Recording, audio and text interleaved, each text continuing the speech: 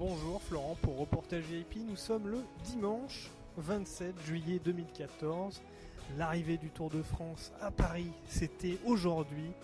Un final qui a sacré le roi Vincenzo Nibali a triomphé avec grand succès sur les Champs-Élysées, victoire méritée, victoire impeccable puisque Nibali, en coureur extrêmement complet, a su faire face au Yorkshire, en Grande-Bretagne, au pavé, et ensuite faire son show habituel que l'on connaît dans le Jura, les Alpes, les Pyrénées, et même en contre-la-montre, il a été grandiose.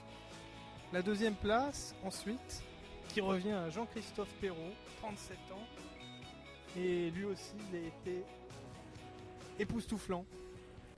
Du début jusqu'à la fin, avec un contre-la-montre le samedi, toute la team AG2R La Mondiale roule ensemble, consolider cette première place au classement par équipe et emmener Jean-Christophe Perrault à la deuxième place. Troisième place pour Thibaut Pinot. Thibaut Pinot également maillot blanc du meilleur jeune.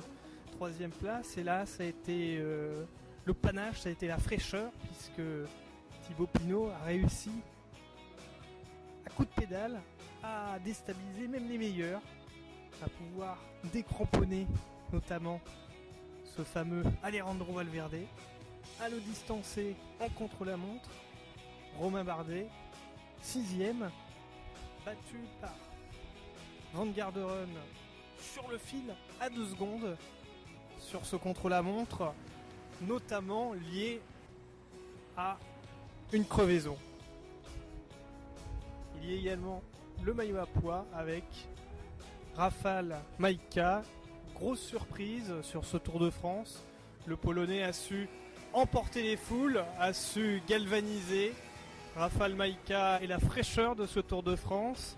Côté sprinter, nous notons l'excellente performance de Peter Sagan avec le maillot vert de meilleur sprinter qui revient à Peter Sagan, c'est mérité. On connaît tous son talent pour pouvoir placer ses roues à chaque étape où les sprinters arrivaient tambour battant.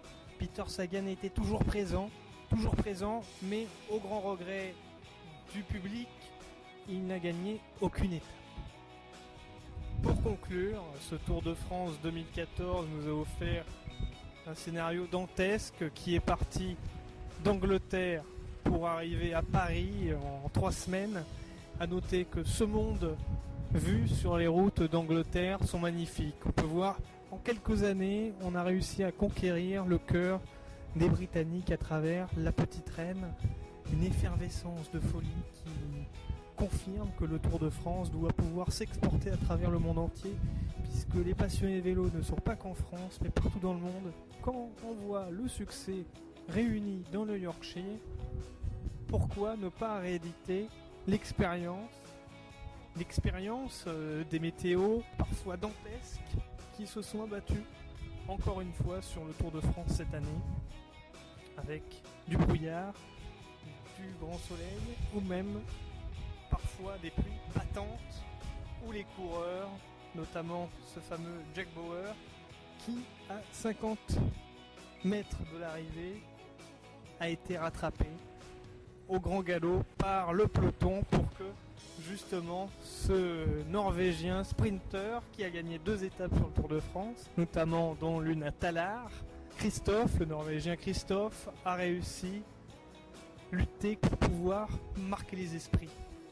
Côté français, des bonnes performances au classement général, et ce vent de fraîcheur se poursuit à travers les jeunes, dont Tony Galopin. Il a même roulé en jaune lors du 14 juillet, il a extirpé ce maillot jaune à Vincenzo Nibali. C'était bien le seul à pouvoir prendre quelques minutes d'avance sur Vincenzo Nibali, tellement il était impériable. Un mot également sur les Allemands, puisque Tony Martin a été formidable, de bout en bout, au contre-la-montre intraitable, comme à son habitude, et l'Allemand Marcel Kittel arrivant vainqueur aux Champs-Élysées. Exceptionnel, Marcel Kittel qui confirme avec cette 4e victoire que c'est l'un des cadors. Merci à tous pour ce beau Tour de France et rendez-vous sur Reportage VIP.